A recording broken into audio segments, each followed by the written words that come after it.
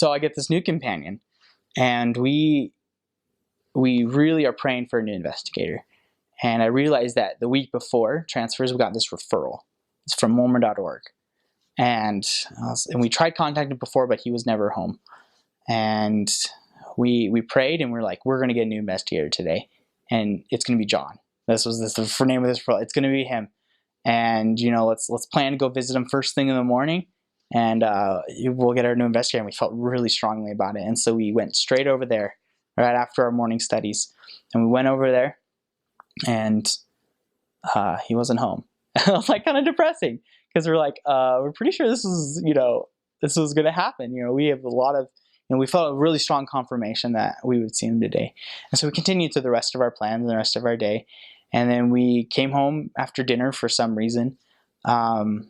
I just maybe just used the restroom or something. I don't quite remember. But as we knelt down to pray, as we left, I felt really strongly to go visit John again, even though that wasn't in our plans.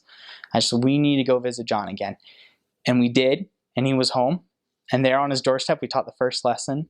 And he was interested. And he was a little confused as to why we got the referral. That's a whole fun story in itself. Turns out his ex-wife was a member of the church and just kind of put his name in Mormon.org, I think out of spite or as a joke. But he was super receptive to the gospel. He was at a time in his life where he wanted to hear it. His daughter had just been baptized, and he wanted to know more.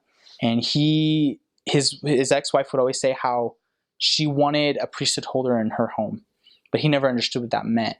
And so he was really excited to meet with us.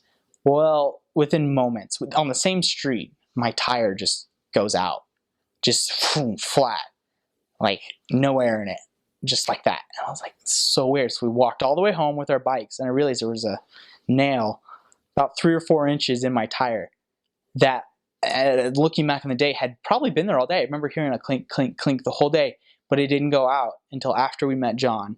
And then my tire went out. I knew then that we were meant to meet in that moment. The next lesson we said a baptismal date, and he was baptized on that date right before transfers, and we both got transferred. We're the only 2 missionaries to teach him. We're the only 2, and we've all stayed in contact together.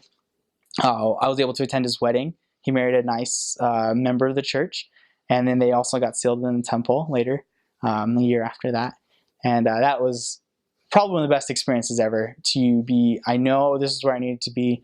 The Lord helped us by keeping my tire going. It's so simple, but as soon as he was done with me on the bike, no more air in that tire.